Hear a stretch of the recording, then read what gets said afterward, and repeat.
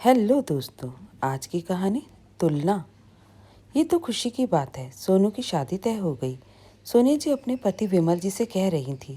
छोटी तो कब से बहू ढूंढ रही थी, पर इतनी जल्दी 15 दिनों में ही शादी कर पाएंगी? क्यों ना कर पाएगी? तुम्हारी बहन जो है, तुम्हारे सारे गुण उसके अंदर है। देखना, हमारी साली सब कर लेगी। अब सब काम छोड़ो और शादी में जाने की तैयारी कर लो, विमल जी हंसते हुए बोले। सोनिया रसोई में गई और गैस पर चाय चढ़ा दी। तभी उनकी बहू नीता आई। मम्मी जी, मैं आ तो रही थी, और उसने चाय का काम संभाल लिया। बहू, तुम्हारे देवर सोनू की शादी तय हो गई है। 15 दिनों बाद शादी है। तुम्हें जो भी तैयारी करनी है आराम से कर लेना। और हाँ, शादी में पहनने के लिए अच्छे से कपड़े और जेवर रख लेना। तुम अपनी शादी के बाद पहली बार किसी शादी में जा रही हो। ये सुनकर नीता खुश हो गई। पहली बार वो अपनी मौसी सास के यहाँ जा रही है। वहाँ ननिहाल पक्ष के और लोगों से भी मिलना हो जाएगा। नियत समय पर सोनिया जी अपने पति, बेटे धीरज और बहू नीता के साथ शादी में पहुंच गई। शादी की सभी रस्में हो रही थी। तभी नीता की नज़र दुल्हन को भेजे जाने वाले लहंगे पर पड़ी। वाह मौसी जी, आपने तो बहू के लिए बड़ा ही सुंदर लहंगा चढ़ाया है। काफ़ी महंगा होगा। इसका काम भी कितना सुंदर है। हाँ, बहू को खुद ही पसंद करने बुलाया था।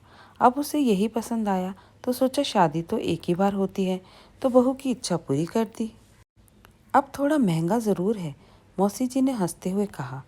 तभी नीता की नज़र होने वाली बहू के गहनों पर जा ठहरी।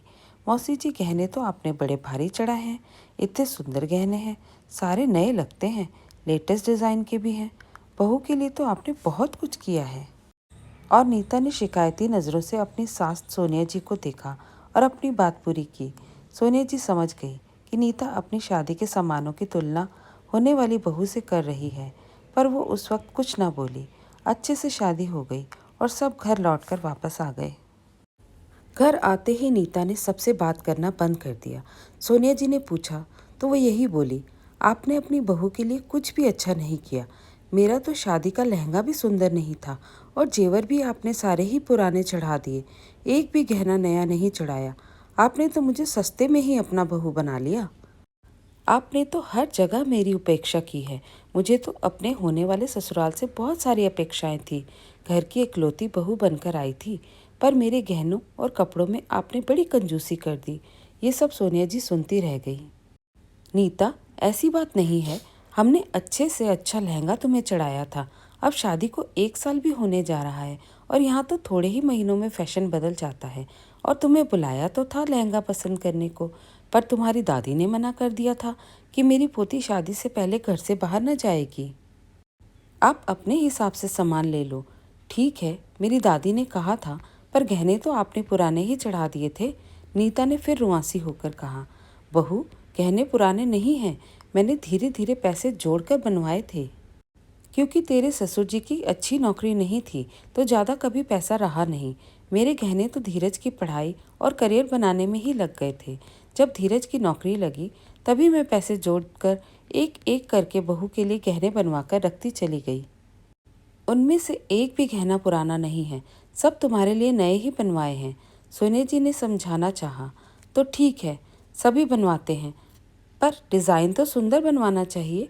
मुझे तो एक भी का भी डिज़ाइन पसंद नहीं आए। मौसी जी को देखो, कितने लेटेस्ट डिज़ाइन के बनवाए हैं। उनकी पसंद आपसे तो बहुत अच्छी है। ये कहकर नीता अपने कमरे में चली गई। सोनिया जी की आंखें भर आई। बड़े ही जतन से वो अपने इकलौते बेटे धीरज के लिए बहू लाई थी। नीता सब तरह से काम कर लेती थी, खाना पकाने में भी माहिर थी। बस उसकी तुलना करने की आदत से वो परेशान हो जाया करती थी। कहीं भी जाकर आएगी या कोई भी घर पर आएगा तो वो उससे तुलना करने लगती थी। उसकी इसी आदत के कारण घर का माहौल तनावपूर्ण सा रहता था। सोनिया जी काफ़ी सीधे और सरल स्वभाव की थी। अपने पति विमल जी की कमाई में उन्होंने हर तरह से निभा लिया। कभी भी किसी बात के लिए उलाहना नहीं दी।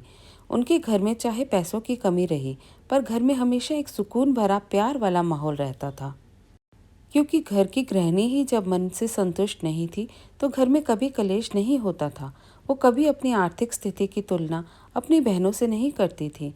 उन्होंने और विमल जी ने जीवन का हर लम्हा सुकून से जिया है। लेकिन जब से नीता बहू बनकर आई है, घर का सुख और शांति ही चली गई है। और अब नीता की तुलना करने की आदत से सभी परेशान हो चुके हैं। नीता कभी भी संतुष्ट नहीं रहती थी। वो काम अपनी मर्जी से करती थी, अपनी पसंद का कपड़ा चुनती थी, लेकिन जब वो अपने से बेहतर कोई चीज़ या कपड़ा देख लेती थी तो घर में कलेश मचा देती थी। शादी को 2 साल हो गए और उसने एक बेटी को जन्म दिया। बेटी का नाम टिया रखा। टिया बड़ी ही प्यारी और चुलबुली थी। एक दिन नीता ने धीरज से कहा कि मुझे टिया के पहले जन्मदिन के लिए नई फ्रॉक लेनी है और बिल्कुल वैसी ही लेनी है जैसी आपके दोस्त की बेटी ने अपने पहले जन्मदिन पर पहनी थी। ये सुनकर धीरज चौंक गया। नीता, मेरा दोस्त खानदानी अमीर है और वो फ्रॉक बड़ी महंगी और ब्रांडेड भी है। वो 10,000 से कम की नहीं होगी और साल भर की बच्ची के लिए इतना महंगा कपड़ा खरीद कर क्या करेंगे? साल भर में वो छोटा हो जाएगा। धीरज ने समझाना चाहा। आपके लिए मेरी खुशियाँ ज़रा भी मायने नहीं रखती हैं। मैं क्यों औरों की तरह खुश नहीं रह सकती हूँ? अपनी बेटी को औरों की तरह महंगी फ्रॉक नहीं पहना सकती हूँ। नीता रोने लगी। नीता, समझा करो, ये तुम औरों से क्यों अपनी तुलना करती हो? महंगी फ्रॉक पहनाने से ही तुम्हारी खुशियाँ मिलेंगी क्या? हम एक अच्छी सी ड्रेस वैसे भी ले सकते हैं और हम बहुत खुश हैं। तुम खुश भी रह सकती हो। वो सब तुम्हारे हाथ में है। घर अच्छा है, पति है, सास ससुर भी तुम्हें तंग नहीं करते हैं। जीवन में और क्या चाहिए? पर नीता समझी नहीं और उसने गुस्से में बेटी का पहला जन्मदिन ही नहीं मनाया। विमल जी और सोनिया जी ने भी उसे बहुत समझाया था, पर वो मानी नहीं। एक दिन नीता गुस्से से पैर पटकते हुए घर आई और सोनिया जी से कहने लगी, मम्मी जी, अब हम भी नया घर ले लेंगे। ये घर काफ़ी पुराना सा हो गया है, जगह जगह से रंगहीन हो गया है। उसकी बात सुनकर सोनिया जी समझ गई कि आज ज़रूर किटी में कुछ हुआ होगा, इसलिए ये भी नया घर लेना चाह रही है। अभी इस फ्लैट में आए हुए 10 साल ही हुए हैं और घर तो सालों साल चलते हैं। उन्हें इतनी जल्दी बदला तो नहीं जाता है। उन्होंने कुछ नहीं कहा और बोली, तुम धीरज से बात कर लेना।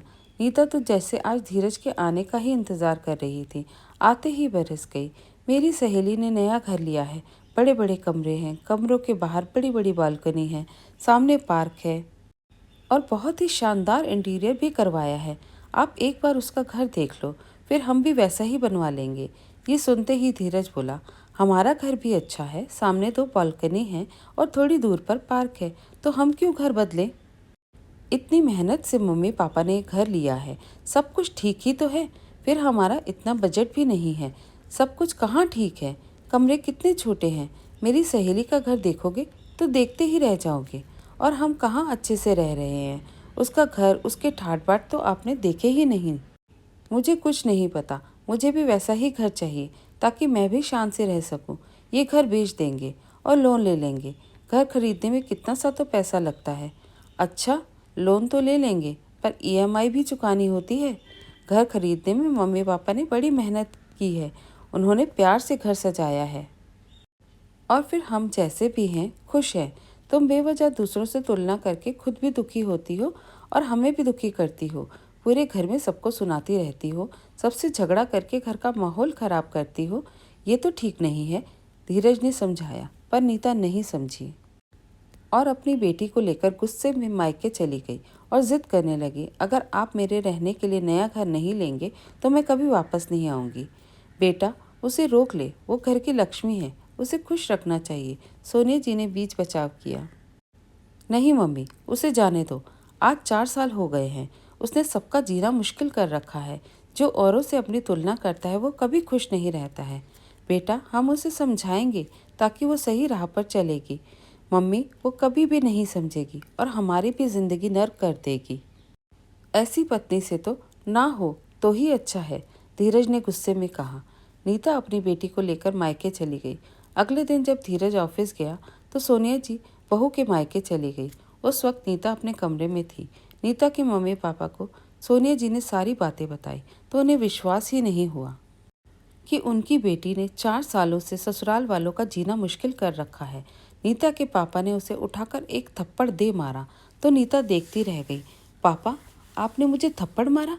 मेरी गलती तो बताओ, मैंने ऐसा क्या कर दिया है? हाँ, मारा, क्योंकि तूने ससुराल में हमारे संस्कारों की धज्जियाँ उड़ा दी हैं।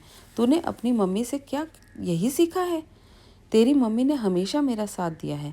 जैसा भी रखा उस माहौल में हमेशा खुश रही। तेरी मम्मी ने कभी हमारे घर की तुलना किसी और से नहीं की। तुलना करने से कुछ हासिल नहीं होता है।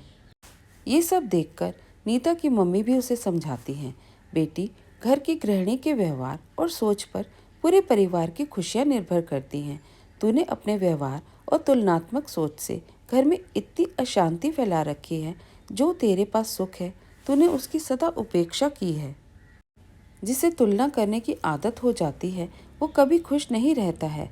सबको अपने कर्मों से नसीब होता है। जिसके भाग्य में होता है उसी को ही मिलता है। तू इस तरह का जीवन जी रही थी, रोज अपने पति और सास को ताने देती थी। अगर हमें पहले पता होता तो मैं ये थप्पड़ तुझे पहले ही लगा देता। और जो नहीं है उसके पीछे भागी जा रही है, ऐसी सोचते तू कभी खुश नहीं रही और ना ही ससुराल वालों को तूने खुश रखा। आज तो तेरे सास ससुर और पति तुझसे परेशान हैं। कल को तेरी यही घटिया सोच तेरी बेटी पर भारी पड़ जाएगी। तो उसकी भी तुलना और लड़कियों से करेगी। पढ़ाई को लेकर, रंग रूप और अनेक गतिविधियों को लेकर तू कभी संतुष्ट नहीं रहेगी। जब तू ही संतुष्ट नहीं रहेगी, अपनी बेटी की तुलना करती रहेगी, तो वो भी खुश नहीं रहेगी और तुझसे चिढ़ने लग जाएगी और एक दिन दूर हो जाएगी। ये तो तेरी किस्मत अच्छी है जो तुझे इतना अच्छा परिवार मिला है। तेरी सास ने भी हम लोगों को ये बात तुझे प्यार से समझाने को कही, क्योंकि उन्हें लग रहा था तू अपने मम्मी पापा की बात तो ज़रूर मानेगी। इतना अच्छा घर मिला है, पति मिला है, कोई तेरे पास बहुत ज़्यादा पैसों की कमी भी नहीं है। घर है, सभी सुविधाएं हैं। घर छोटा हो या बड़ा, क्या फ़र्क पड़ता है। घर में तो प्यार और शांति होनी चाहिए। कपड़े ब्रांडेड हो या साधारण, सब अपने बजट में ही लेना चाहिए, जिससे हम खुश रहें और हमारे पति के चेहरे पर भी मुस्कान बनी रहे। हमेशा नीचे देखकर चलना चाहिए। हम ज़्यादा अमीर, ज़्यादा समृद्ध लोगों से अपनी तुलना करने लगते हैं और हमें इससे सिवाय दुख, चिड़चिड़ापन और निराशा के कुछ भी हासिल नहीं होता है। नीता की आंखें शर्म से झुक गई। वो कुछ नहीं कह पाई। कभी अपनी बेटी की ओर देख रही थी तो कभी अपनी सास की ओर। फिर दौड़कर वो सास के पैरों में गिर पड़ी। मम्मी जी, मुझे माफ़ कर दो। मैंने आप सबको बहुत तकलीफ़ दी है।